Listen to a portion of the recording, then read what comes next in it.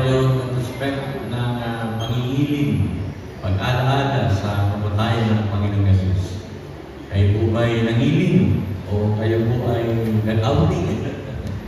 So sana po ay huwag natin kakalimutan mga kapatid sa Panginoon na alalahanin ang araw na yan na ginawa ng Panginoong Yesus sa atin kung saan siya namatay para sa ating mga kasalanan. Praise God. Minsan po kasi ay parang na siya hindi na siya nabibigyan ng pagpapahalaga sa buhay ng maraming Kristiyano na si Jesus ay namatay para sa atin. So sa oras na ito mga kapatid sa Panginoon ay pag-usap ng isang bagay na napakahalaga na kapatid ito ay pamamagitan ng ating goal. Okay, so tignan natin yung next slide. Hulaan po ninyo kung ano po yan aking inilabas na slide. Hulaan nyo sino po ang umabot sa ganyan. Sino po ang nakakita na ng ganyan o nakagamit na ng ganyan. Okay? Hulaan nyo sino po. May gusto mong hula at kamay kung meron. Makahula, unang papasok sa langit.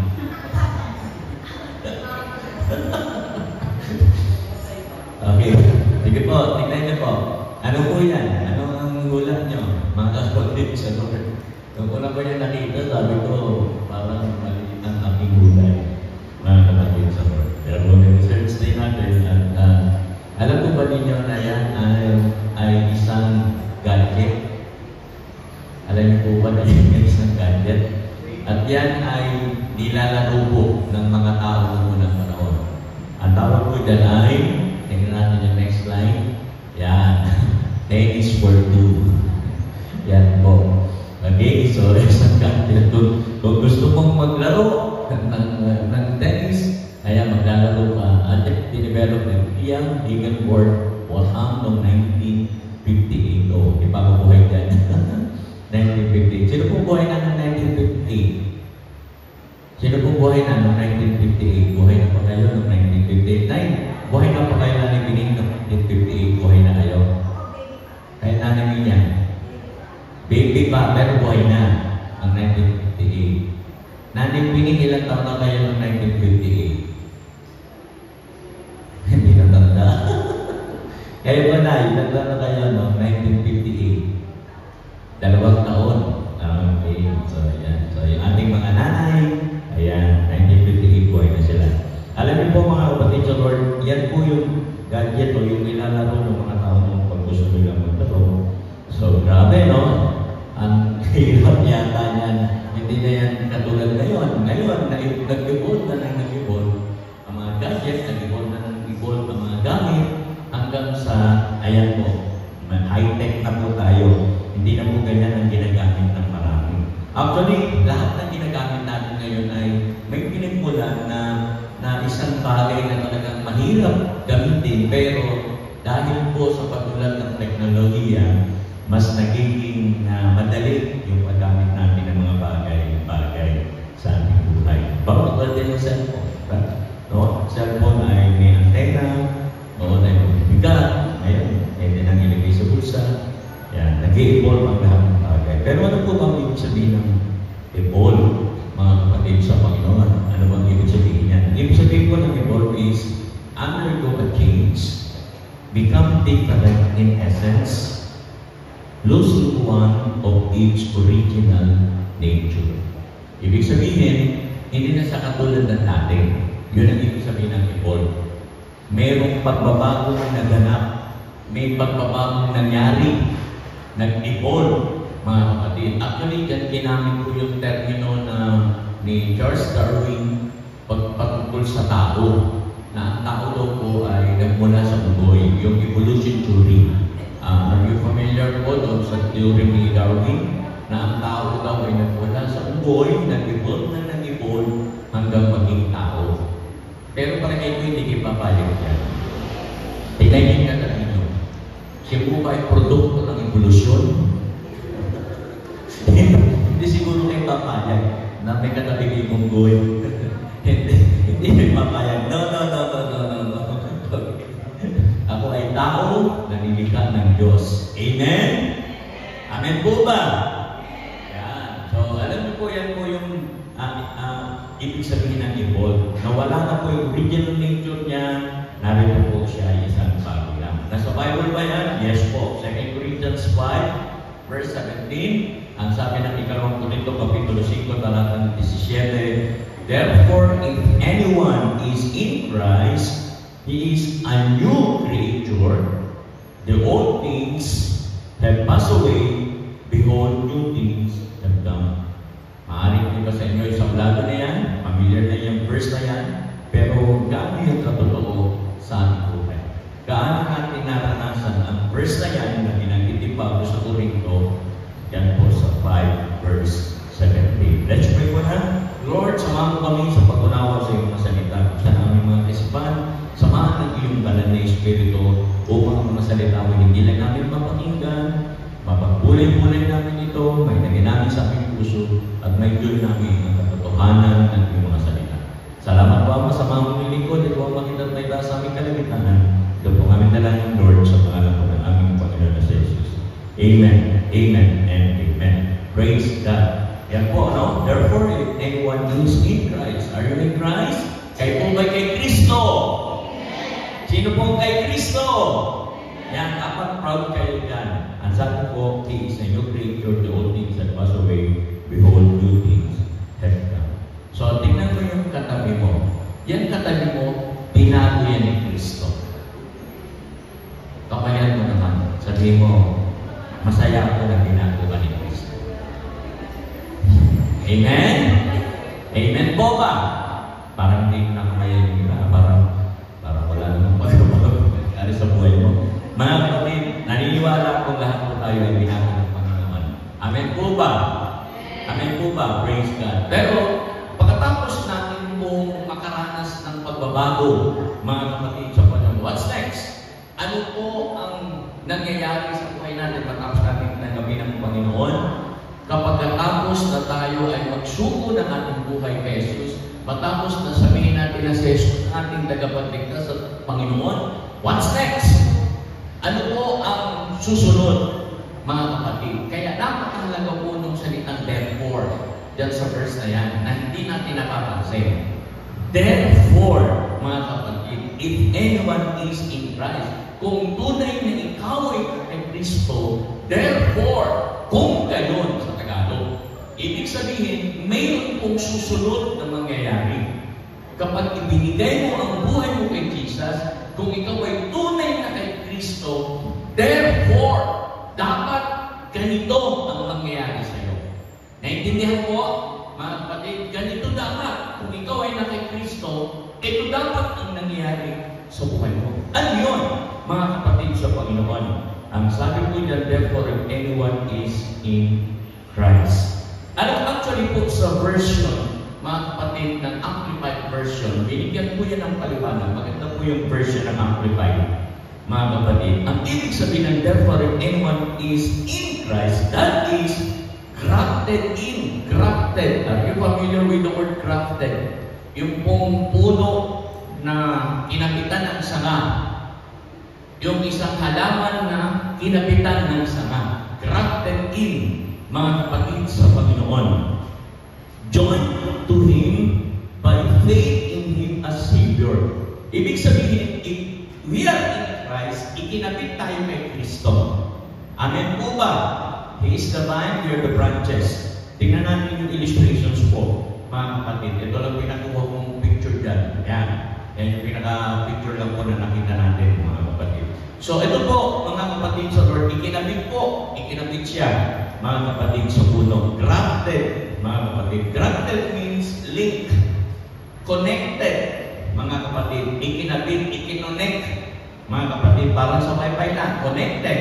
Okay? Pagka ikaw ay naghahanap ng Wi-Fi password, tapos pagkakuha mo yung password, lalabas doon sa cellphone mo, connected. Ibig sabihin, may link ka na. Nakuha mo na yung link. So, yan po yun. Yan ang ibig sabihin niyan, mga kapatid sa Panginoon. Kung gano'n, mga kapatid sa Lord, nung tayo ay na-link, nung tayo ay nakakonect sa Panginoong Jesus, mayroon pong gagawin ang Diyos sa buhay natin. Ano po yung mga regalo o Diyos sa atin. Ano ba yung ginagawa ng Diyos sa atin? Kapag tayo po'y nakalink, kapag tayo connected kay Kristo. Unang-una, pinalalalim niya tayo sa kanyang mga salita. Connected sa Word of God. Rooted into the Word of God. Yang una pa lang na yan, dapat nararanasan niyo na pa yan. Kung talagang tayo ay na kay Kristo, dapat rooted tayo. Lumalalim tayo sa salita ng Diyos. Hindi po yung lumalaki ang ulo, kundi lumalalim. Marami kasi nag-aaral ng salita ng Diyos, inilalagay lang sa brain, inilalagay lang sa ulo. Hindi lumalalim sa karanasan, hindi lumalalim sa pagkakilala kay Kristo, hindi lumalalim sa kanyang karanasan sa buhay pananampalataya. Kaya maraming mga Kristiyano, kapag sa ulo ng inilagay ang Word of God, mga kapatid sa Panginoon, kapag yan po ay nakontra, kapag yan po ay nasuko, kapag yan po ay dumaan, mga kapatid, sa maraming pagsubok sa ating buhay, nahihirapan tayo, mga kapatid, na lumaban sa ating buhay pananampalataya. So, rooted in the Word of God, yan po yung ginagawa, yung regalo ng Diyos sa atin. Kapag tayo po'y na kay Kristo, dapat lumalalim tayo sa salita ng Diyos. Amen? At pag sinabing malalim sa salita ng Diyos, dapat hindi nauuga. Hindi nauuga ang pananampalataya. Hindi nauuga ang paniniwala sa Diyos. Hindi nababago ang pananalig sa Diyos. Kasi rooted in the Word of God, na alam mo, itong pananampalataya nito ay totoo.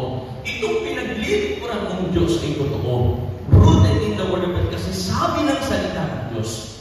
Bakit mo ginagawa ito? Kasi sabi ng salita ng Diyos.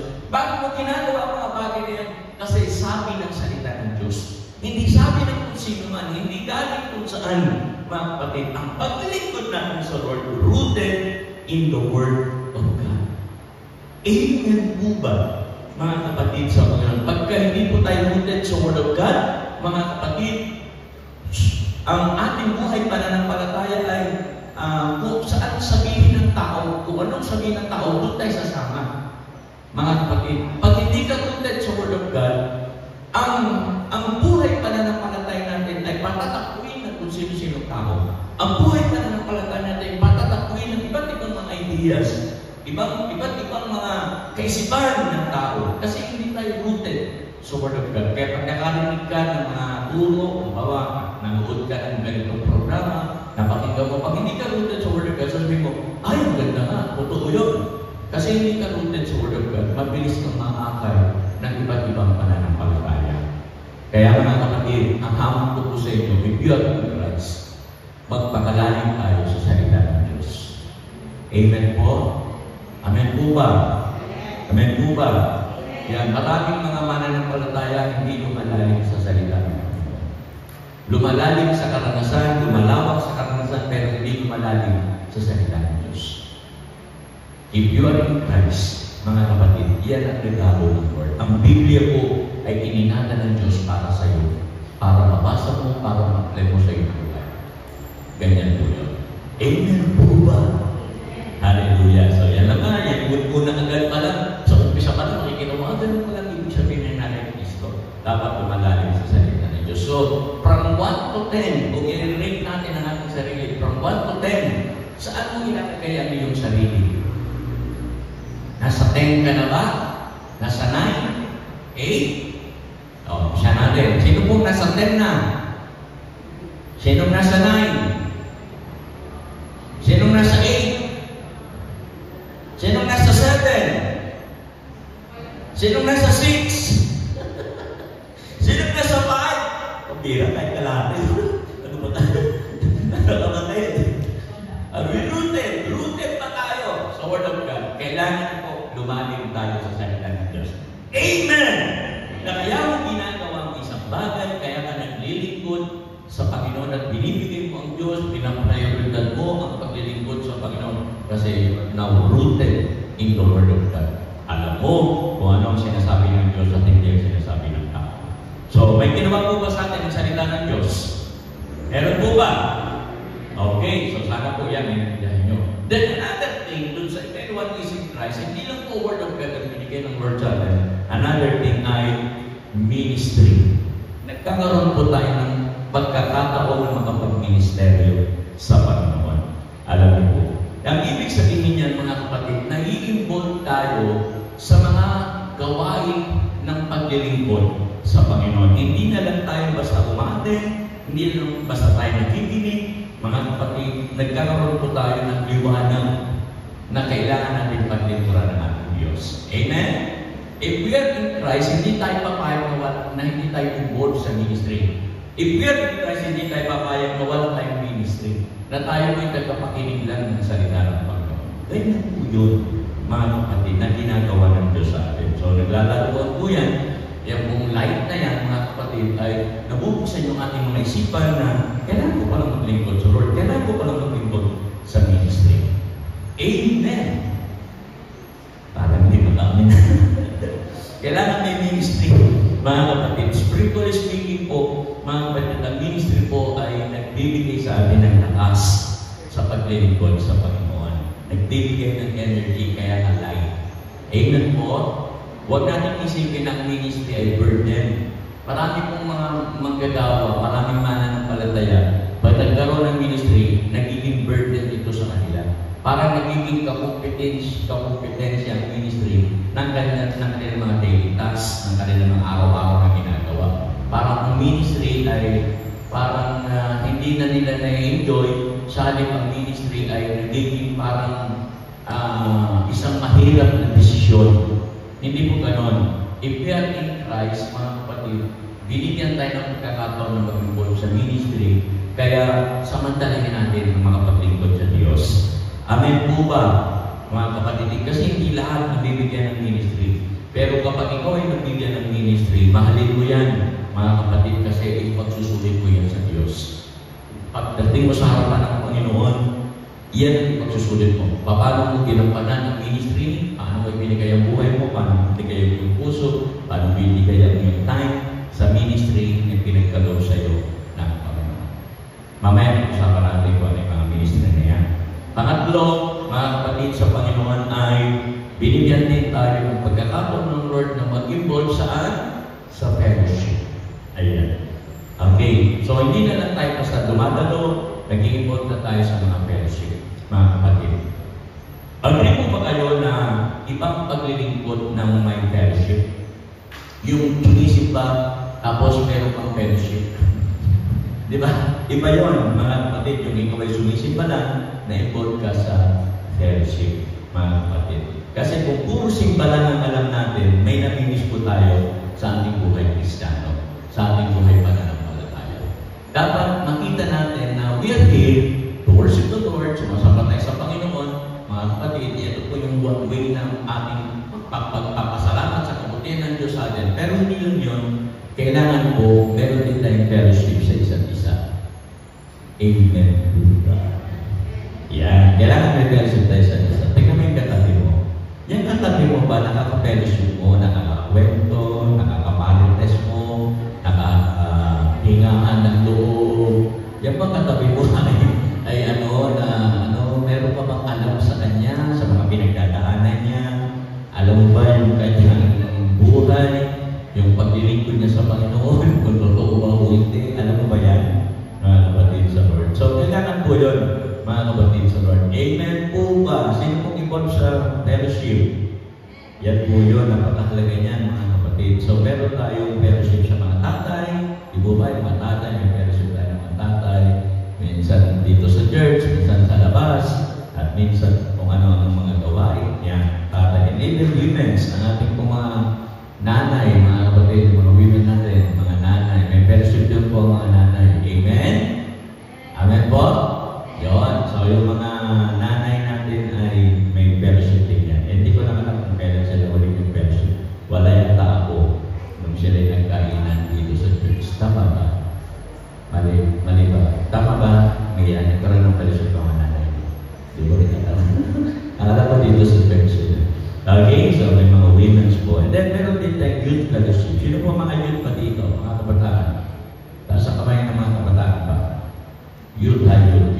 Yan. Taas ang kamay ng youth. Yan. Alam niyo bang may fellowship kayo? Anong araw? Regular yan, ha? Regular. Yung men's at women's, irregular yun eh, yung fellowship nila. Kung kailan lang sila magkasundo, kung kailan ano lang yung pag-usapan nila. Pero ang youth may regular fellowship. Every lakas nyo, youth! Lakas! Friday. Yun. So, meron pong fellowship ang mga youth Friday. So, you can suggest, you can talk to your youth leaders. Sabihin nyo sa youth leader nyo na kung ano po yung pwede gawin para sa ikaundan ng youth fellowship. Then, hindi lang yun. Ano ba yung mga fellowship natin? Meron tayong family night.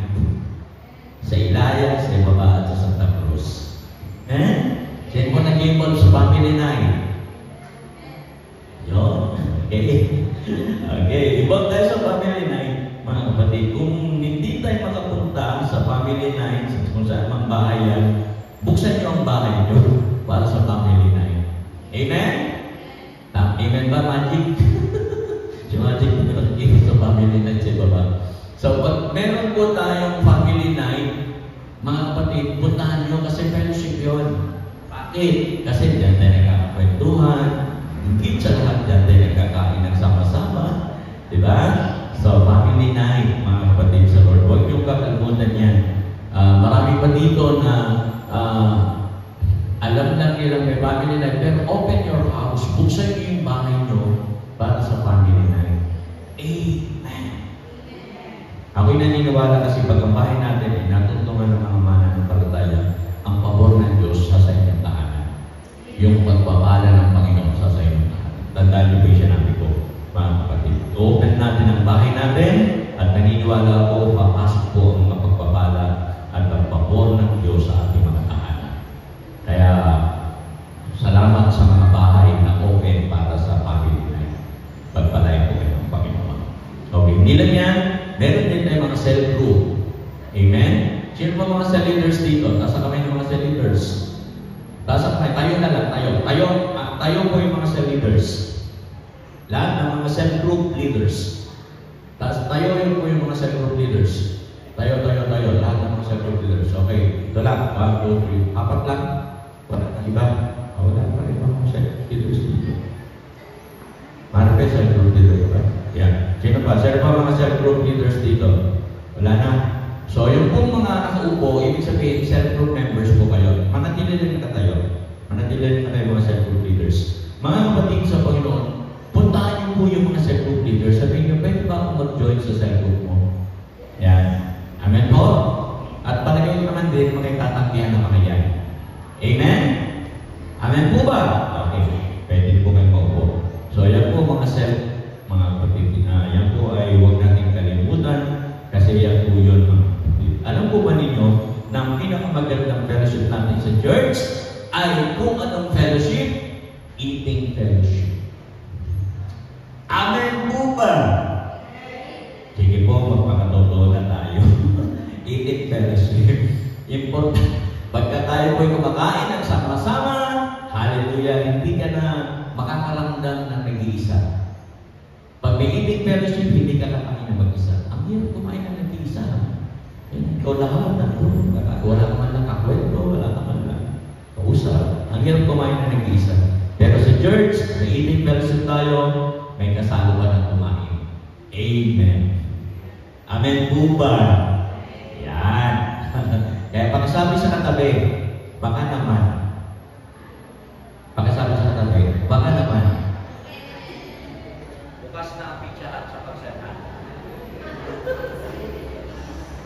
Baka naman. Bukas na. Diba bukas na? Napapadaan ba kayo doon? So, praise God. Dahil sa ginawa ng Panginoon sa atin, mga kapatid, yan po yun. Pero hindi lang yan, mga kapatid. If you're in Christ, hindi ka lang rooted in the Word of the Lord, hindi ka lang involved sa ministry, hindi ka lang involved sa fellowship, mga kapatid. Pag ginawa mo ang lahat ng yan, ang mangyayari sa iyo, ikaw ay magbubunga. You will bear fruits, mga kapatid. So yan, dahil sa ginawa ng Panginoon sa atin, tayo po ay magbubunga. Sa isang katabi, magbubunga. Amen. So hindi lang tayo binago ng Panginoon, mga kapatid, hindi lang tayo in Christ just to live. Hindi ibig sabihin, pag ikaw ay nakikristo, mag-exist ka lang sa mundong ito, patin natin ka lang sa gawain ng Panginoon. meron pong ministeryo, meron pong plano, magandang plano ang Diyos sa buhay mo. Amen po ba? At kapag tayo namumunga, kapag meron po tayong mga kaluluwa sa Panginoon, yan pong ebidensya na ikaw ay binago ng Panginoon. Isa po yan sa mga ebidensya. Kapag ikaw ay namumunga, kapag may dinadala kang kaibigan, kamag-anak, mahal sa buhay, pamilya, o kung sino man, mga kapatid na dinadala mo sa Panginoon, ang ibig sabihin niya, talagang naranasan mo yung sinasabi ng 2 Corinthians 5:17 na you are in Christ. Amen? At sabi ng Ephesians 2:10, dahil sa pagkakakonect natin sa Diyos, dahil nakakonect na tayo sa Lord, at sabi ng Ephesians 2:10, for we are God's masterpiece. Wow! Obra maestra ka ng Diyos. Hindi ka basta-basta. Hindi ka just-just. Sabi sa kapatid, hindi ka just-just. Hindi ka basta-basta. Amen? So you are God's masterpiece. He has created us anew in Christ Jesus so we can do the good things He planned for us long ago. Wow! Kaya alam niyo po mga kapatid, proud ang Panginoon sa atin kasi we are God's masterpiece. So, ang tanong, ikaw, proud ka ba na you are God's masterpiece? Proud ka ba na obrang maestra ka ng Diyos, mga kapatid sa Panginoon? Kaya nga, ang mga nakaranas ng pagbabago kay Kristo ay kailangan makaranas na mag-evolve. Pero kapag ikaw ay nag-evolve, kailangan mong mag-involve. Amen. Get involved. Yun po yung napakahalagang bagay na gusto kong maintindihan natin. Huwag tayong pumayag na dumanago lang tayo. Kailangan nag-i-involve po tayo sa anumang ministeryo para sa Panginoon. Amen? Involved na po ba tayo? Involved na po ba tayo?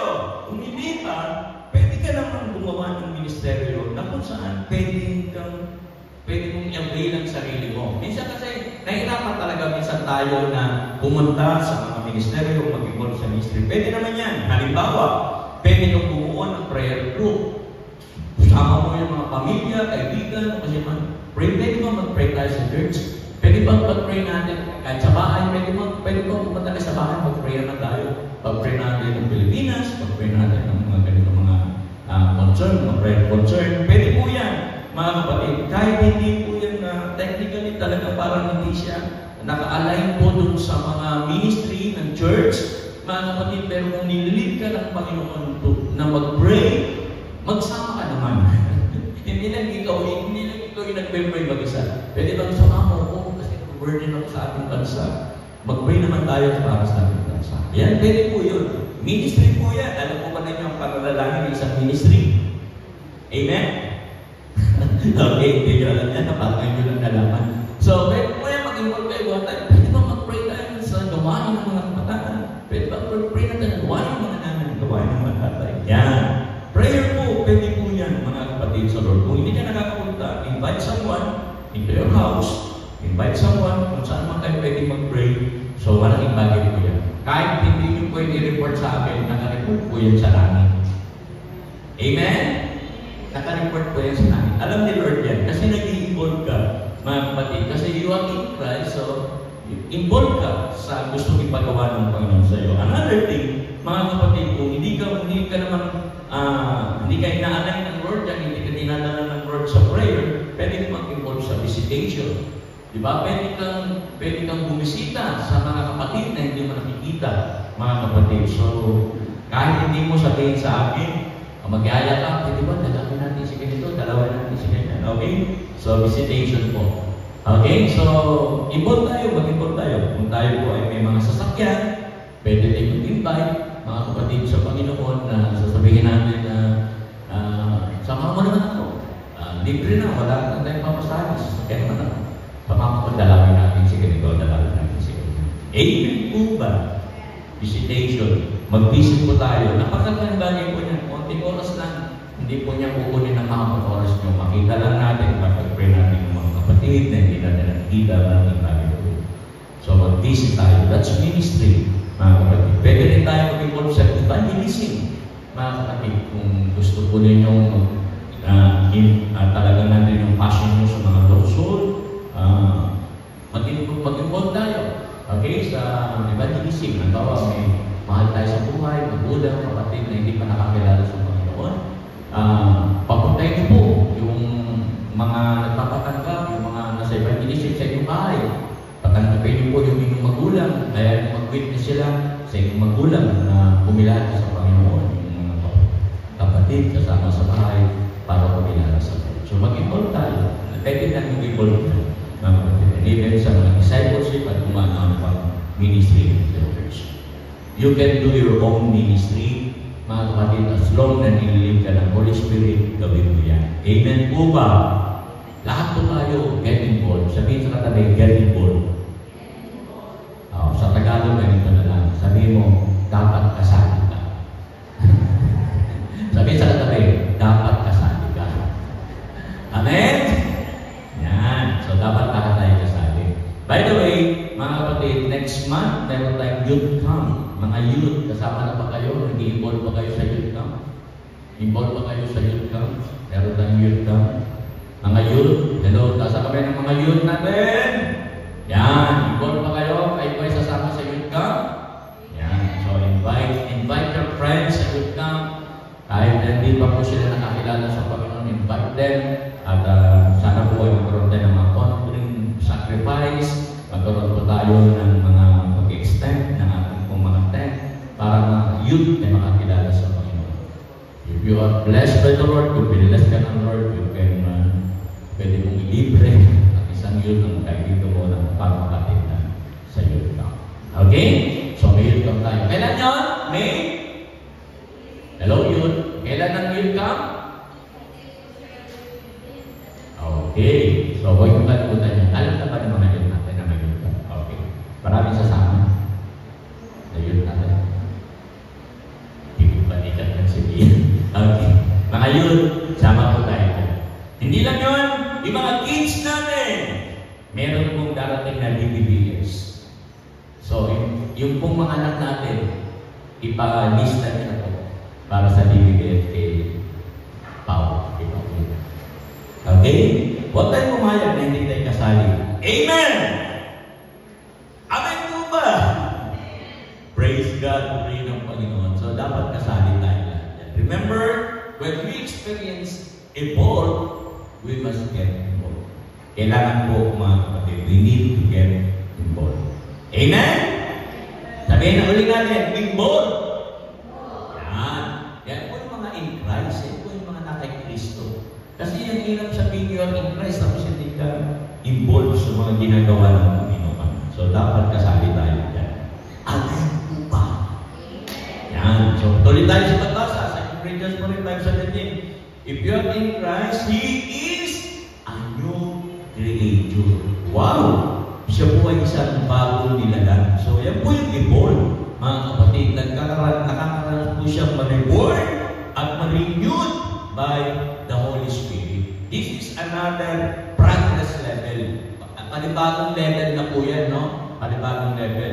He is a new creature. Reborn, then renewed, mga kapatid sa Panginoon. Yan talagang bagay na yan. Nararanasan dapat natin yan, mga kapatid, yung reborn at saka renewed. Ano po ibig sabihin yan? Yung reborn, dapat naiintindihan mo ikaw ay naipanganak ng muli.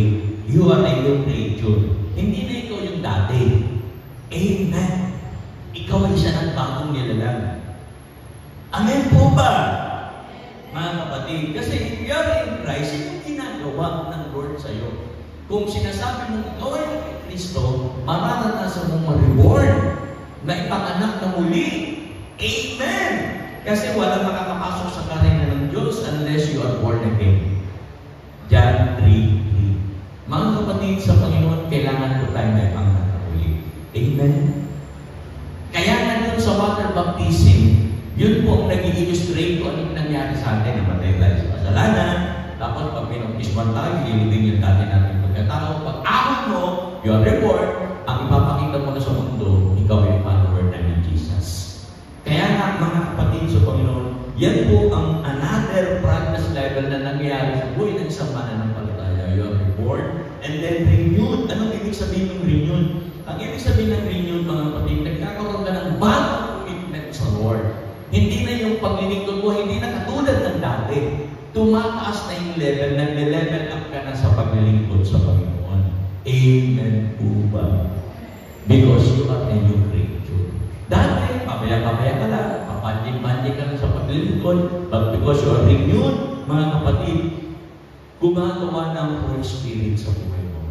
Tumataas na yung level ng iyong paglilingkod. Amen.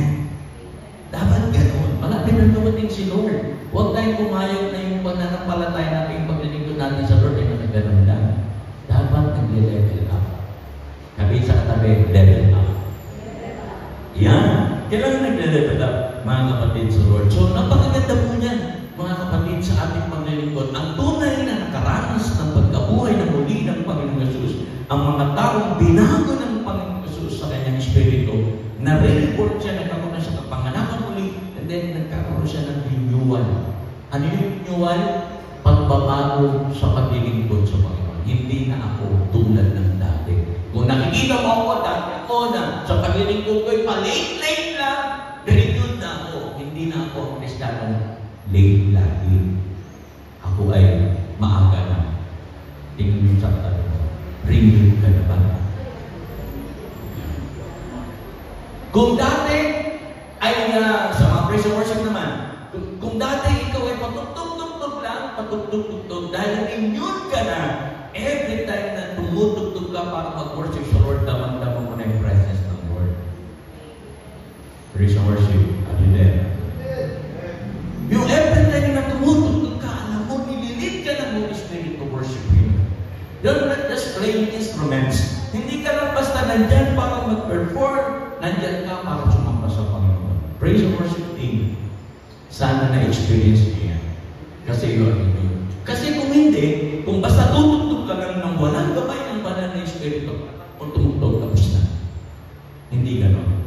Mga kapatid, if you are in Christ, you are a new creature, ibang-iba yung ginagay ka ng banal na Espiritu Santo. It is through the power of the Holy Spirit. Amen? Para hindi maka-amin ang ating mga kapatid sa Panginoon. Napakasarap po na every time tayo nag-worship sa Lord, nararamdaman natin yung pagkilos ng banal na Espiritu. Yan po yung mga renewed.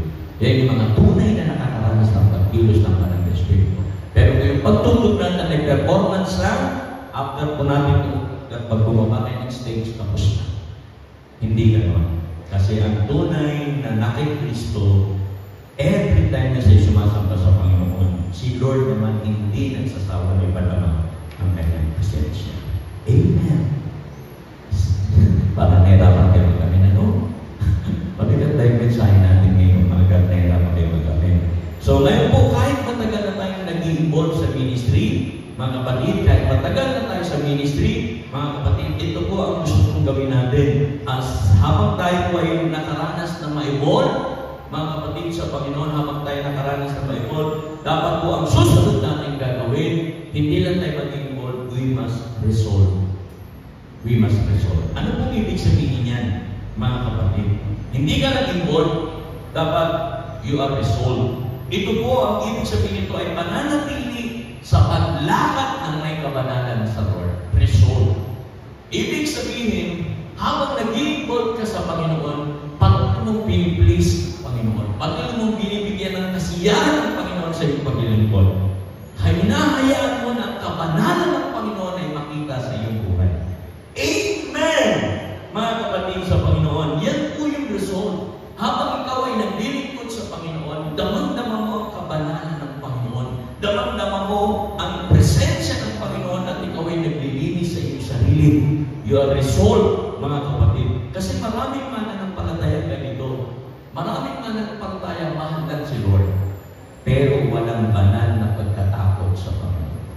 Maraming mananampalataya ganito. Mahal naman nila si Lord, pero wala silang banal na pagkatakot. Dahil dito, maraming mananampalataya talaga nalalagyan na hirapan sa paglilingkod sa Lord. Mahalaga po na meron tayong pagkatakot sa Panginoon. Amen? Amen po ba? Dapat meron tayong holy fear. Natatakot tayo na gawin ang isang bagay nito kasi hindi matutuwa ang Lord dito. Hindi masisihan ng Lord sa desisyon kong ito. Hindi matutuwa ang Panginoon sa gagawin kong ito. Hindi siya masisihan. We must resolve. Dapat ang lagi natin tinitingnan ay yung paano po yung makatutuwa o makalulugod sa Panginoon. Amen. Kaya yung mga tao kung hindi natatakot sa Lord, mga kapatid, sila yung madalas yung gusto nila na susunod. Hindi yung gusto ni Lord. Ulitin ko, ang mga taong nagmamahal sa Diyos na walang takot sa Lord, yung sarili nila ang sinusunod, hindi yung gusto ni Lord. Yan yung mga taong walang takot kay Lord. Yes, we love the Lord. Mahal natin ang walang question doon. Pero ang tanong, sino ang sinusunod mo sa buhay mo? Yung gusto ba ni Lord o yung gusto mo? Hindi niya na tinatanong si Lord, Lord, gusto mo ba ito o hindi? Wala nang ganun-ganon. Basta sasabihin niya, Lord, ito ang gusto mong paraan ng pagdating ko. Ito yung gusto kong gawin para sa'yo. Hindi yung gusto mo. Not your will, Lord, but my will. Ang daming Kristiyano ganyan. Kaya nahihirapan po maraming Kristiyano, mga kapatid, sa kanya ng buhay Kristiyano. Kasi hanggang ngayon, hindi talaga yung gusto ng Lord, hindi talaga yung plano ng Diyos, kundi yung gusto nila ang kanilang ginagawa. This is the way, Lord. Gusto ito, this is the way I will serve you. At parang paglilingkod ko, walang makakagambalan dito, walang pwedeng kumontra dito. Hindi ganoon, mga kapatid sa Lord. Kapag tayo nasusunod sa ating paraan ng paglilingkod, hindi tayo isunod. Dapat si Lord. Amen. Kanya po ba tayo?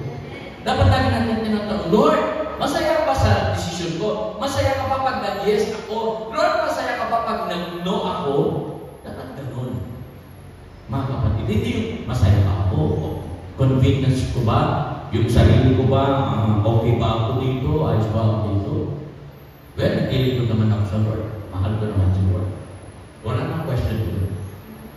Ang tanong, maraming Kristiyano hindi resolve. Maraming Kristiyano hindi lumalakad sa kagustuhan ng Panginoon. Dapat ang deklarasyon natin, mga kapatid, sa Lord, simula ngayon, kung ano ang gusto ng Lord, yun ang masusunod. Not my will, but His will be done. Hindi na kayo maka-amen. Mga kapatid, dapat laging unahin i-please si Lord bago ang tao. Naintindihan? Pasensya na po kayo. Kailangan natin sabihin ang katotohanan ng salita ng Diyos. Kasi kung lumalakad ang mga taon ng paglilingkod natin sa Panginoon, hindi natin makita sa buhay ng marami na talagang sila nagkaroon ng takot sa Diyos.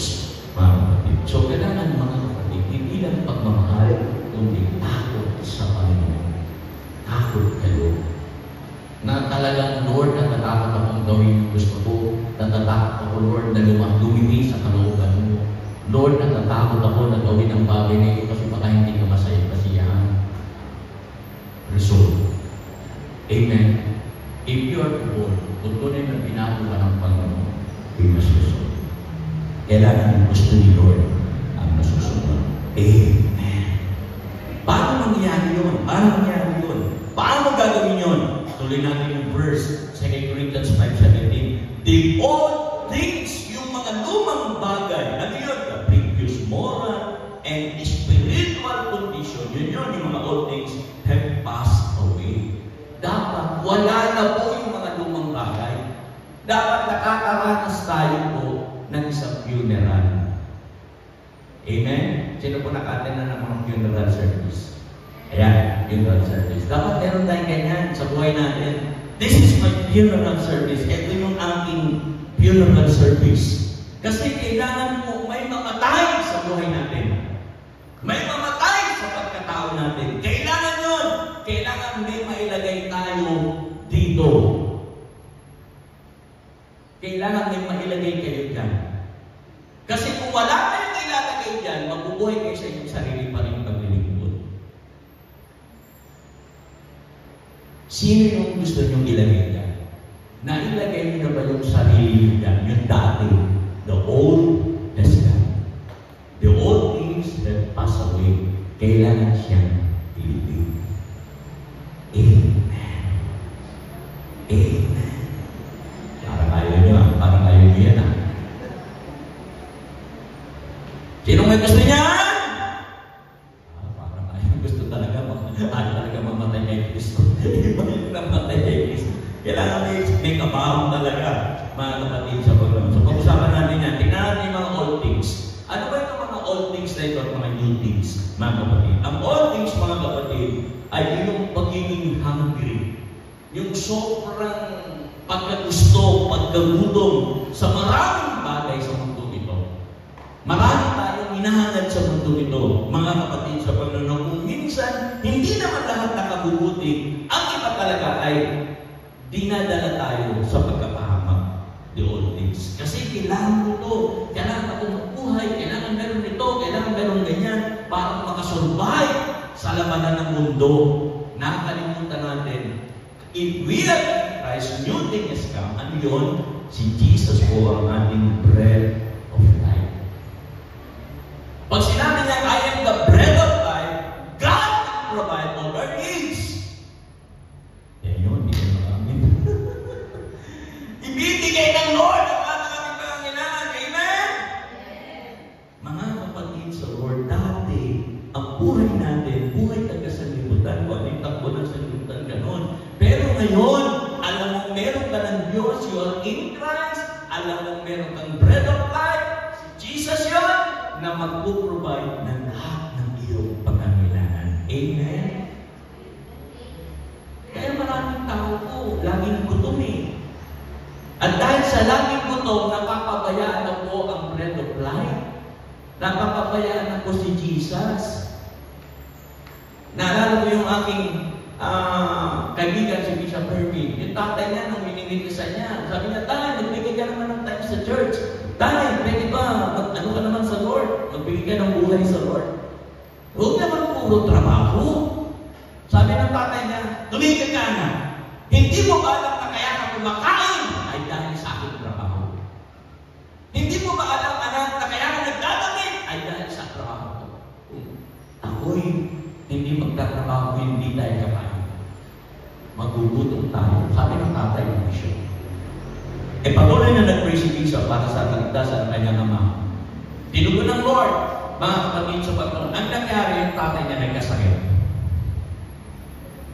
Nung magkasakit yung tatay niya, hindi na makapagtrabaho. Hindi na makapagtrabaho. Nung hindi na makapagtrabaho, nang mga ilang buwan, ng mga ilang araw pa, mga kapatid, sinamantala ni Bishop yun. Sabi niya, Tay, ibigay mo ang buhay mo sa Lord. Magbigay ka ng time sa Lord. Nakita ng tatay na kaya sila makakain ay hindi dahil sa kanyang trabaho, hindi dahil kay Lord.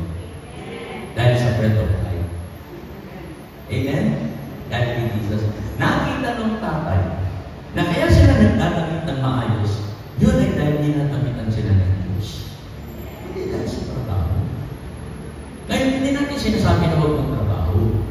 Kaya naman, dapat natin maintindihan na lahat ng ating pangangailangan, Diyos ang nagbibigay.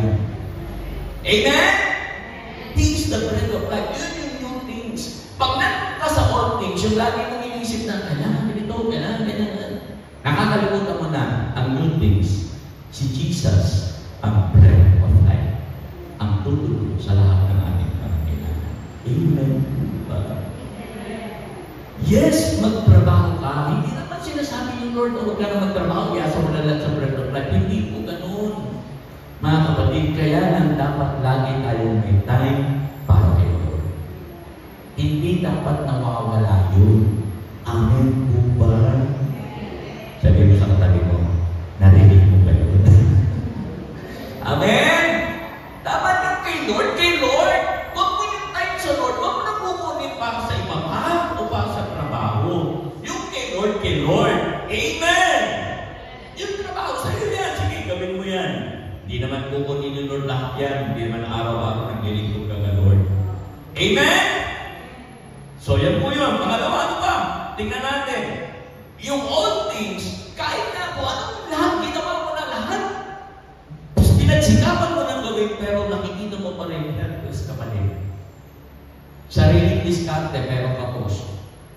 Parang laging kulang. Helpless. Wala ka nang magawa. Yung old things, parang kulang ang lakas ko, kulang ang oras ko, kulang ang lahat. Laging kulang.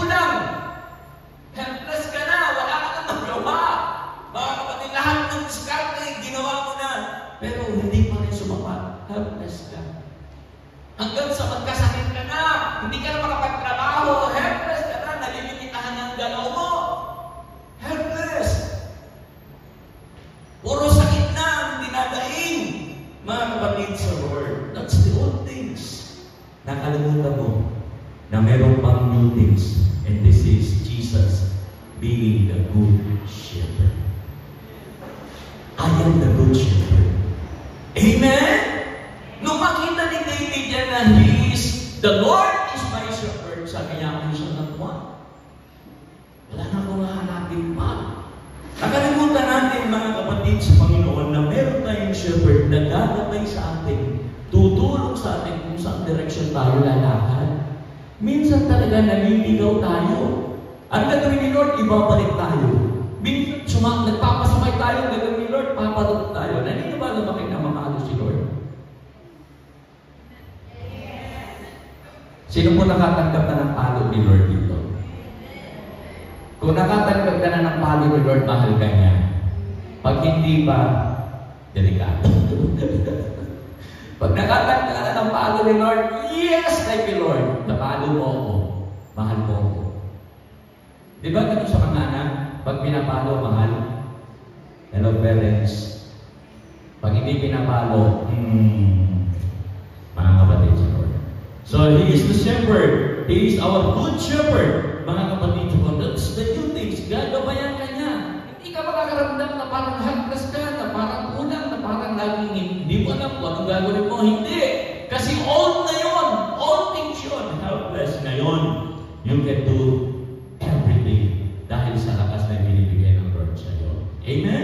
He is the good shepherd. Ano ba mga kapatid yung old things? Pagmuli, yung blind. Yan yung nagiging bulag, mga kapatid, sa maraming bagay. Ano po yung blind na yan, mga kapatid?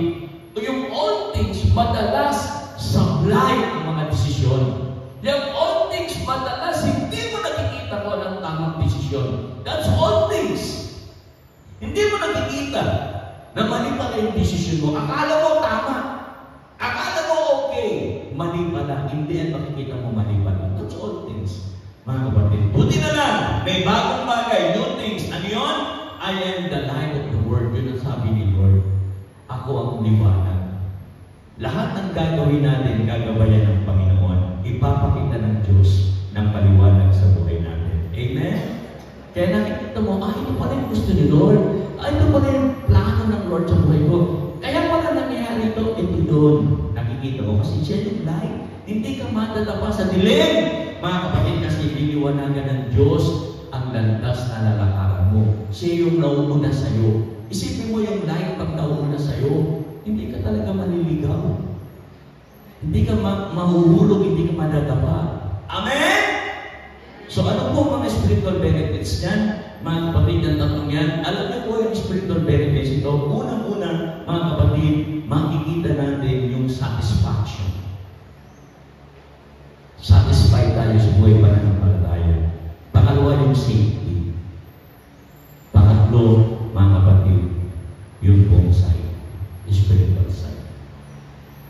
Ganyan ang ginagawa ng Diyos sa buhay natin. If you are in Christ, you are a new creator. Kaya ang iyong paglilingkod sa Panginoon ay mas magiging makabuluhan at hindi kapatulan. Amen?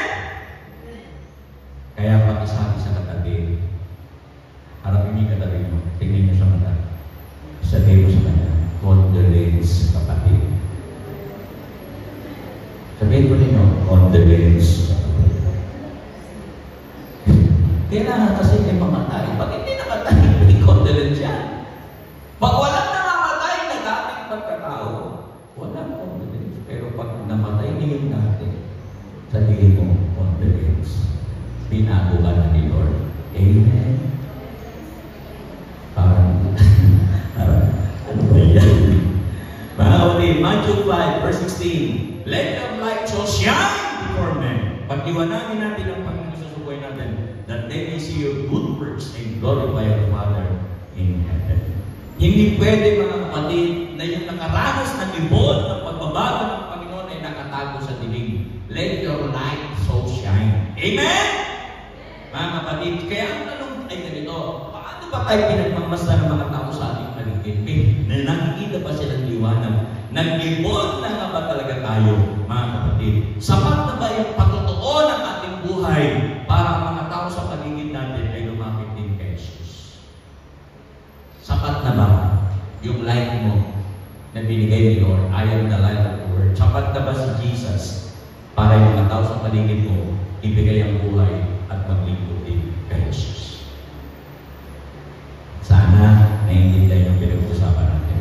Kasi ang isang tunay ng ibon, mga kapatid, hindi siya mapipigilan na magdala ng tao kay Jesus. Yung tunay na nakaranas na mag-ibon, na bagong buhay, hindi mo kayang pigilan niya na magdala ng tao kay Jesus. Magdala. Hindi yan papayag na siya lang. Hindi na pwedeng ako lang nasa life. Hindi pwedeng ako lang na nakatanggap ng pagpapalat presensya ng Diyos. Kailangan meron iba. Yan ang mga tunay na nakaranas ng ibon. Pakisabi sa tabi, ikaw ba yun? Mga kapatid, hindi siya napipigilang magpatutuo sa lahat ng ginawa ng Diyos sa kanyang buhay. And lastly, ang mga nakaranas ng ibon, hindi lamang nag-iibon, hindi lamang resort, mga kapatid sa Panginoon, parang may pagkunan. Yeah, okay. So, hindi lang yun, mga kapatid. Ano pang huli? Yun, mga kapatid, being absolved. Okay, we need to experience being absolved. Familiar ba kayo sa word na yan, absolved? Anong ibig sabihin ng absolved, mga kapatid, sa Lord? Being absolved. Ang ibig sabihin ng being absolved, mga kapatid, sa Panginoon, gusto kong makita mo na ikaw ay pinatawad at pinalayan ng Diyos sa iyong kasalanan. You are absolved. Malaya ka na sa tali ng kasalanan. Amen? You have been set free by the Lord. Being absolved. Malaya. Absolved yun. Sino kumakanta nun? Nung kantang malaya. Yun ang absolved. Malaya. Sa gawa ng kasalanan. Amen? Yan, set free. So, kaya nga mga kapatid sa Panginoon, kapag kinakantay niyo yung malayang-malaya, kailangan talaga ipakita natin na absolved tayo, na talagang nakaranas tayo ng pagpapalaya ng Panginoon sa ating mga kasalanan. Amen? Kasi yun ang new creature. Yun po ang pinatay na, inilibing na yung dating pagkatao at narito siya ngayon, nararamdaman niya ang pagbabago ng Panginoon sa kanyang buhay at nagiging blessing tayo sa iba. Amen? So, ano pong ibon? Tingnan natin. Mga kapatid, ang ibon, number 1, grafted G. Grafted in and joined to Him by faith. Second, reborn and renewed by the Holy Spirit. And then, all things have passed away. And lastly, witness siya ng God's breakthrough. Nagiging patotoo siya ng paglaya ng Panginoon. Yan ang tunay na nakaranas ng ibon. Amen! Kapag ikaw ay nag-ibon, you will experience growth, mga kapatid. You will grow in your experience sa Lord. Kaya na, mga kapatid sa Panginoon, ang tanong ay ito. Ano ba talaga patunay na tayo po'y nakaranas ng growth? Ng paglago sa ating buhay. Are you still growing? Lumalago ba tayo, mga kapatid, sa ating pananampalataya? O tayo po'y magbulusok lamang? O tayo papunta lamang sa isang maling desisyon? Nakakapag-desisyon pa ba tayo ng tama sa buhay natin? O madalas at binibigyan natin ng justisya ay ang ating mga sariling pagpapasya at hindi ang gusto ng Diyos. Minsan gano'n. Kung kailan tayo tumatagal sa paglilingkod sa Lord, mas humihina ang kilos ng Diyos sa buhay natin. Kasi ang madalas natin pinagbibigyan ay ang ating mga sariling desisyon at hindi ang gusto ng Diyos. Church, mga kapatid, we are in Christ. Dapat ang nasusunod sa buhay natin si Jesus, hindi tayo. If you are a new creature, ilibig natin yung dati. Amen? Kasi si Lord, siya po yung nagtanim ng binig sa puso natin. Yung seed, yung binig, siya yung naglagay sa puso natin. Mga kapatid sa Panginoon. Nung makarinig kayo ng salita ng Panginoon, ang Diyos na naglagay ng seed sa puso natin. At anong ginagawa ng seed na yon? Whatever grows out of your life is a result of what seeds were sown into it. Ibig sabihin, kung talagang may tinanim na salita ng Diyos sa puso mo, lalabas yun sa buhay mo. Hindi iba ang lalabas. Bakit ganito, nagtanim ka ng mangga, ang tumumoy sa tol? Meron bang ganun? Nakakita na kayo ng ganyan? Nagtanim ka ng buto ng sampalo, nakita mo po ng mangga. Hindi ganun. Kung ano yung tinanim ni Lord, yun ang dapat lumabas. Amen po ba? Ang Diyos ang nagtanim sa ating puso ng bini, mga kapatid. Kaya nga, dahil dito, pag nagtanim ang Lord, eto na po yan, sowing and reaping. Okay, that's the principle of sowing and reaping. Ano ba yung mga tinanim ng Lord sa atin na inaasa ng Diyos na anihin sa buhay natin? Unang-una, mga kapatid, nagtanim ang Diyos ng, ano po, faith, hope, and love. Yan po yung itinanim ng Lord sa atin, mga kapatid. Faith, hope, and love. And then, pagkatapos po ng seed na yan, mga kapatid, na itinanim ng Lord sa atin, meron na tayong pananampalataya, meron na tayong pag-asa, meron na tayong pag-ibig, pagmamahal sa Lord. Then, si Lord, ino-nurture yan. God will nurture the seed. Ano po yung ino-nurture ng Lord sa atin? Yung ating time, yung ating talent, yung ating treasure. Palalamuin ng Diyos yan. Payayamanin tayo ng Diyos. Amen po ba? Amen po? Mga kapatid sa Lord, yan. Makikita mo, nagiging makabuluhan na yung mga oras, wala nang nasasayang na oras. Yung talento mo, hindi na nawawala kung saan. Nagagamit na para kay Lord. Yung treasure mo, pinagayaman ng Diyos. Nagkakaroon tayo ng satisfaction. Alam mo kasi ang Diyos ang nag-nurture ng lahat ng iyong pangangailangan. And then, eto na yung dulo. You will flourish. Pagyayamanin ng Diyos ang buhay mo. Ano yung ayusin ng Lord sa buhay mo? Mararanasan mo na ang tunay na buhay. Masasabi mo na talaga, this is life. And yung buhay. Mawawala na yung pagsasabi na, mahirap ang buhay. Wala nang ganon.